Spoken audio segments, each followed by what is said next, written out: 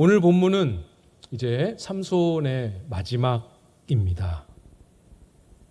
삼손, 우리가 삼손을 생각하고 삼손에 대해서 떠올릴 때 삼손이라는 그 사람과 인생에 일어난 아주 특별하고 흔하지 않은 사건들, 일화에 주목하기 참 쉽습니다. 그렇지만 삼손의 행적을 기록한 본문, 삼손의 소명에서부터 시작해서 오늘 마지막인 이 부르짖음에 이르기까지 본문들은 사실 간접적으로 하나님의 마음이 어떠한지를 드러내서 보여주고 있습니다. 여기에 우리가 주목해야 하는 것이죠. 그래서 삼손의 최후 마지막 본문이지만 삼손의 생애 전체 중에 하나님의 마음이 드러나는 부분들을 중간중간 해서 다시 한번 정리하며 마무리해 보려고 합니다. 삼손은 이 사사로 부름을 받을 때부터 아주 특별했던 인물이지요.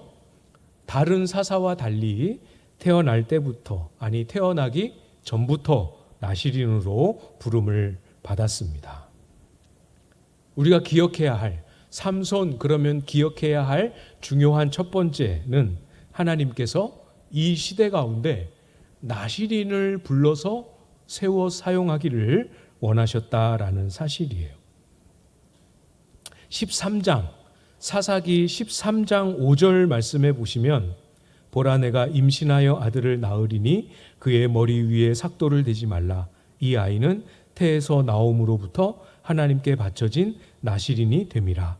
그가 블레셋 사람의 손에서 이스라엘을 구원하기 시작하리라 하시니. 우리가 나시린에 관해서 삼손 본문 들어와서 많이 듣게 되지 않았습니까? 나시린의 규례가 무엇이고 또 그 규례를 삼손이 어떻게 어겼는지 여러 번 우리가 묵상했습니다. 나시린의 규례를 삼손이 어겼다. 여기서 한 걸음 더 나아가서 하나님의 마음을 같이 좀 묵상해 봐야겠지요. 한 번도 사사 중에 나시린으로 사사를 세운 적이 없었는데 지금 하나님은 나시린을, 그것도 태어나기 전부터 나시린을 불러 세우셨습니다. 하나님의 마음이 무엇이었을까요? 하나님은 아무리 시대가 악해도 하나님이 정하신 뜻을 행하십니다. 반드시 하십니다. 그래서 그때 당시에 이스라엘, 하나님 앞에 사랑스러움이라고는 눈꼽만큼도 찾아볼 수 없는 이스라엘임에도 불구하고 하나님이 구원하시기로 작정하신 것이죠. 아무것도 없습니다. 하나님이 작정하신 것, 그것이 태어나지도 않은 모태에서부터 그 사람을 나시린으로 부르시겠다 작정하신 의미에 담겨 있는 것이죠. 어머니의 모태에서부터 세상을 보기 전부터 구별된 하나님의 사람, 거룩하게 자신을 구별하여 드린 하나님의 사람을 그 시대에 세우기 원하셨고 그렇게 준비하여 하나님의 일을 이루기 원하셨습니다. 여러분, 선지자 호세아 잘 아시죠? 호세아 선지자가 사역했던 그 시절에 이스라엘에 어떤 모습이 있었는지 여러분 기억이 혹시 나십니까? 호세아에게 결혼을 하게 하시고 그 아내의 모습에서 이스라엘의 모습을 빗대어 보도록 그렇게 말씀하시지 않았습니까? 결혼을 했지만 남편을 버리고 떠나 음행했던 고멜, 다시 찾아가 데려와도 또 떠나고 돌이키거나 돌아올 마음을 먹지 않은 여인 고멜에 빗대어 이스라엘의 죄악상을 말씀하셨습니다. 사랑스러움이라고는 전혀 없죠. 정반대입니다. 전혀 거리가 멀죠. 그렇게 돌아오라고 부르짖어도 때로는 책망하고 꾸짖고 때로는 때려도 반응하지 않는 그런 이스라엘을 향하여 하나님이 드러내셨던 마음, 호세아 11장 8절에 기록되어 있습니다. 잘 들어보십시오. 에브라임이여 내가 어찌 너를 놓겠느냐? 이스라엘이여 내가 어찌 너를 버리겠느냐? 내가 어찌 너를 아드마같이 놓겠느냐? 어찌 너를 스보임같이 두겠느냐? 내 마음이 내 속에서 돌이키어 나의 긍휼이 온전히 불붙듯 하도다. 좀처럼 돌아올 마음에 돌이킴이 없는 이스라엘을 향하여 그럼에도 불구하고 내가 너를 어찌 놓겠느냐? 차마 놓을 수 없기에 다시 그 마음에 불붙고 타오르는 하나님의 긍휼이죠. 이미 더러워졌습니다. 망가질 만큼 망가졌습니다. 아무런 가능성이 없습니다. 깨닫지 못합니다. 돌이킬 생각은 전혀 없습니다. 하나님이 그들을 찾아가실 이유도 붙잡아서 다시 돌이키게 할 만한 근거도 아무것도 없습니다. 대놓고 하나님을 멸시하고 거짓을 일삼고 악행을 옳다 말하는 이스라엘입니다. 그때 당시 호세아 당시의 이스라엘뿐만 아니라 사사시대의 이스라엘도 삼손도 똑같은 모습이었지요. 여러분, 오늘날 우리도 똑같습니다. 탕자 비유 잘 아시죠? 둘째 아들이 재산을 이렇게 받아서 나가서 다 탕진합니다. 그리고 큰 흉년을 만나게 되지요. 돌아옵니다. 그런데 잘 생각해 보십시오. 이 둘째 아들이 아버지에게로 돌아와야겠다라고 결심한 계기, 그 마음을 먹게 된 계기는 사실 아버지가 보고 싶어서가 아니었습니다. 기억하십니까? 재산을 다 탕진하고 큰 흉년을 만났을 때 둘째 아들이 이렇게 한 말입니다. 그가 돼지 먹는 주염 열매로 배를 채우고자 하되 주는 자가 없는지라. 이에 스스로 돌이켜 이르되 내 아버지에게는 양식이 풍족한 품꾼이 얼마나 많은가. 나는 여기서 주려 죽는구나. 뭘 떠올렸습니까? 아버지를 떠올린 게 아니고 뭘 떠올렸습니까? 풍족한 양식. 주염 열매보다 더 좋고 많고 먹음직스러운 음식이었습니다. 돌아왔습니다.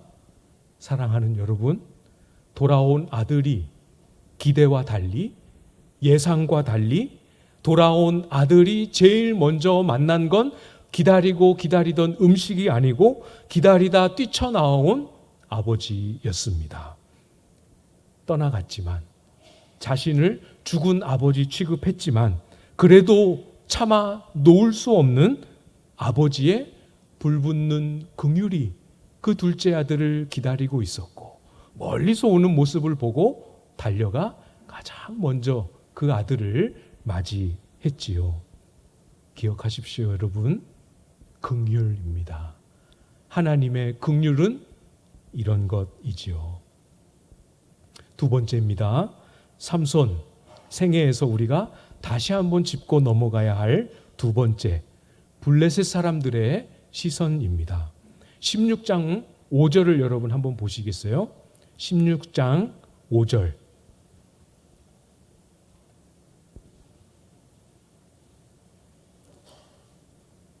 예전에 한번 봤던 본문입니다. 16장 5절 우리 같이 읽어보도록 하겠습니다. 시작. 블레셋 사람의 방백들이 그 여인에게 올라가서 그에게 이르되 삼손을 꾀어서 무엇으로 말미암아 그 큰 힘이 생기는지, 그리고 우리가 어떻게 하면 능히 그를 결박하여 굴복하게 할 수 있을는지 알아보라. 그리하면 우리가 각각 은 1100세겔씩을 내게 주리라 하니. 블레셋 사람들의 시선, 들릴라, 삼손이 사랑했던 들릴라를 이용해서 삼손을 통제하려고 합니다. 정확하게 본문을 표현을 가지고 우리가 확인해 보면 삼손의 힘을 제거할 방법을 찾고 있는 거죠.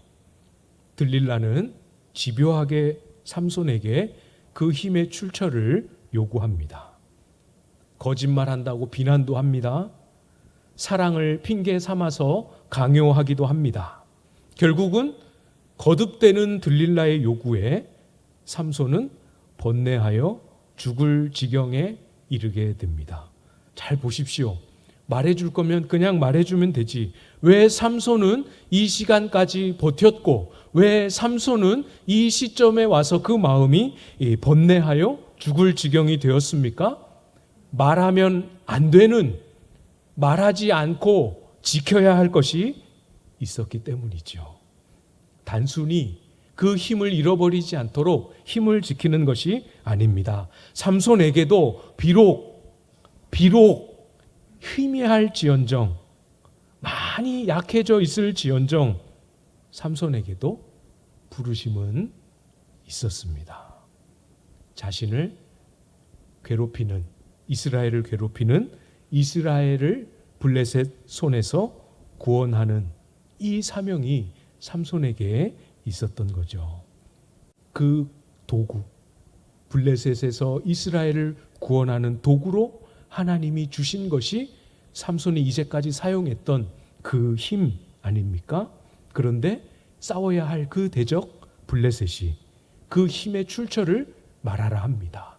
그 힘을 자기 손에, 블레셋의 손에 넘겨놓으라 요구하고 있습니다.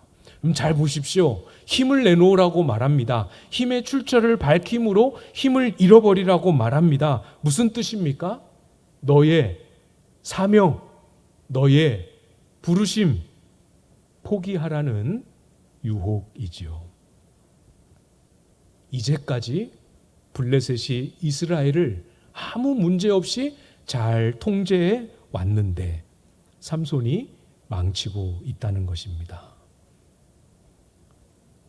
너무 안타깝지만 또 어리석게도 삼손은 항복하고 사사로서의 부르심, 나실인으로서의 거룩을 블레셋 사람들의 손에 내어 놓습니다. 오전에도 말씀을 드렸고 또 이런 표현들을 또 이렇게 자주 쓰는 것이 저로서도 몹시 불편하지만 또 한편으로는 우리가 주목하고 외면할 수 없는 현실이기 때문에 한 번 더 말씀을 드립니다. 블레셋 손에 붙잡힌 삼손처럼 교회가 세상으로부터 조롱을 받는 시대를 우리는 살고 있습니다. 오히려 이단들이 좋은 일, 선행처럼 보이는 것들을 많이 하면서 좋은 이미지를 쌓고 있는 그런 시대까지 왔습니다. 우리가 무엇을 잃어버렸는지 예수님이 하셨던 그 말씀 앞에서 다시 기억하고 확인해야 하는 거죠. 마태복음 5장 13절에 예수님이 이렇게 말씀하셨습니다. 잘 아시는 말씀입니다. 너희는 세상의 소금이니 소금이 만일 그 맛을 잃으면 무엇으로 짜게 하리요? 후에는 아무 쓸데없어 다만 밖에 버려져 사람에게 밟힐 뿐이니라. 우리가 소금 자체이기 때문에 특별한 것이 아닙니다. 우리가 복음을 듣고 교회에 모여서 예배하고 있기 때문에 거기에서 특별함이 만들어지는 것도 아닙니다. 우리가 세상의 소금이기 때문에 그렇습니다. 무슨 뜻입니까? 하나님이 세상을 이처럼 사랑하셔서 그 썩어가고 병들어가는 세상을 위해 우리를 하나님이 뿌려놓으신 소금이기 때문에, 하나님이 세상에 뿌려놓으신 소금이기 때문에 특별한 것이지요. 그래서 우리는 세상과 다를 수밖에 없습니다. 구별되어야 할 수밖에 없는 거죠. 정결과 거룩, 사랑, 용서, 감사, 겸손, 이런 맛을, 소금이 이와 같은 맛을 잃어버리면 똑같이 버려지고 밟히고 조롱당할 수밖에 없지 않겠습니까? 사랑하는 여러분, 작아도 우리는 이 사명을 세상에 내주지 않기를 바랍니다. 그러지 맙시다. 절대로 내어주지 마십시오. 아무리 잘 안 돼도, 아무리 실패가 반복되어도 세상을 향한 거룩과 성결의 부르심을 중단하고 포기하는 일만큼은 우리 중에 단 한 사람도 없기를 바랍니다. 나라는 존재를 보고 우리 교회라는 존재를 아무리 들여다봐도 세상이 꿈쩍할 것 같지 않은 그런 소망이 전혀 보이지 않는다 할지라도 소망은 주님께 두고 하나님이 우리에게 부탁하신 그 명령을 신실하게 지켜내는 삶으로 나아갈 수 있기를, 그 삶은 꼭 지켜낼 수 있기를 부탁을 드립니다. 마지막으로 삼손이 어디에 이르게 되는지 그 마지막을 우리가 봐야겠죠. 오늘 본문 28절입니다.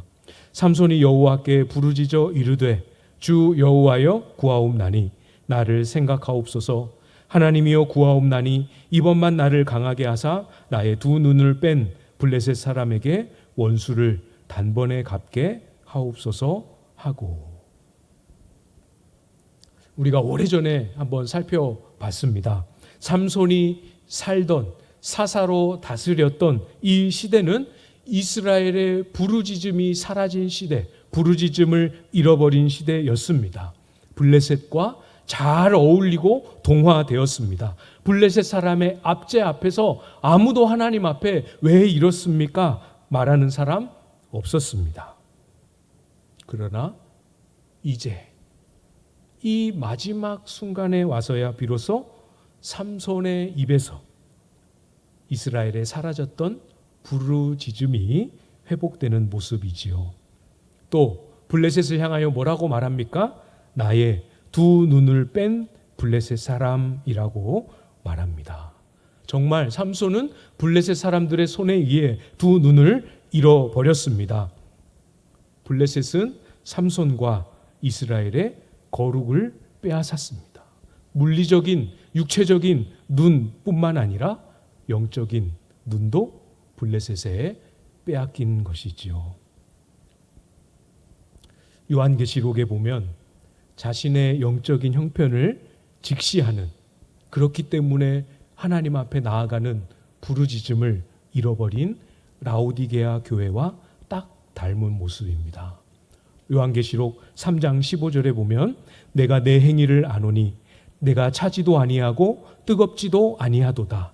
내가 차든지 뜨겁든지 하기를 원하노라. 내가 이같이 미지근하여 뜨겁지도 아니하고 차지도 아니하니 내 입에서 너를 토하여 버리리라. 세상의 소금이 맛을 잃으면 버려지고 밟히듯 뜨겁지도 차갑지도 않은 행위를 버리지 않고 방치하고 있을 때 우리를 토하여 버린다 말씀하십니다. 뜨겁지도 않은 거, 차갑지도 않은 거, 그게 무엇을 의미합니까? 요한계시록 3장 17절 바로 다음 절에 보면 내가 말하기를 나는 부자라 부요하여 부족한 것이 없다 하니. 무슨 뜻인지 아시겠습니까? 부요합니다. 부족한 것이 없다 여깁니다. 그래서 뜨겁게 부르짖지도 차갑게 아파하거나 상처받지도 않습니다. 여러분, 우리의 모습을 좀 돌아봐야겠지요? 우리에게는 하나님을 향한, 도저히 이럴 수 없는데 하는 하나님을 향한 거룩한 부르짖음이 우리 속에, 여러분 속에 살아 있으십니까? 하나님께 부르짖는 것 외에는 어디에도 길이 없고 어디에도 소망이 없어서 하나님 사모하며 하나님 앞에 엎드리는 그 심령이 우리 속에 살아 있습니까? 삼손이 이 처참한 지경에 와서야 비로소 주 여호와여 구하옵나니 나를 생각하옵소서 하면서 부르짖는 이 마음 우리 속에 살아 있으십니까?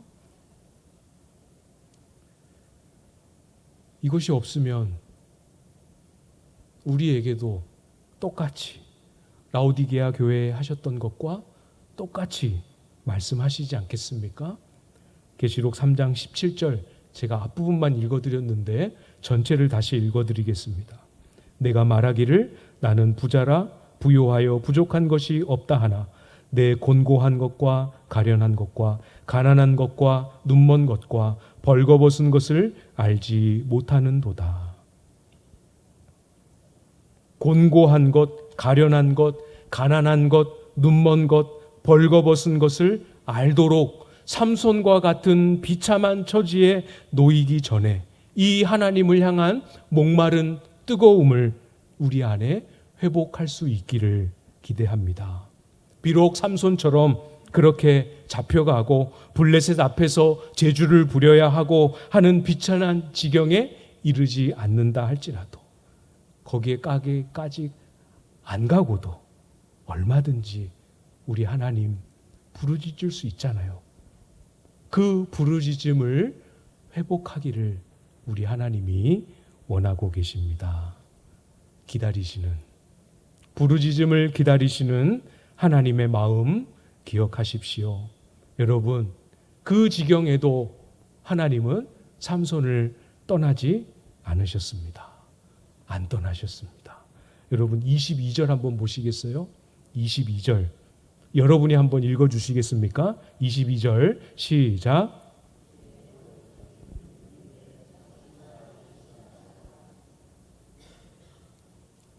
머리털이 다시 자라기 시작했습니다.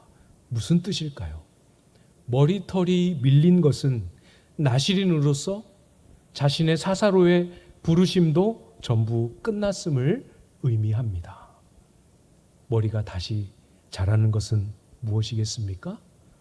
다시 소명이 회복되고 다시 하나님과의 관계가 회복되고 나실인으로서의 거룩이 다시 회복되고 있음을 의미하는 것이죠. 사랑하는 여러분, 물론 삼손이 이 모습보다 훨씬 더 신실하고 지금 이 모습보다 훨씬 더 경건한 자리에서 부르심을 감당할 수도 있었습니다.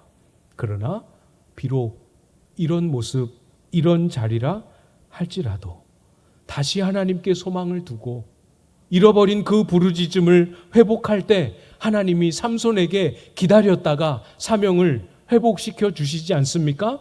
다시 잃어버렸던 그 힘을 삼손에게 주십니다.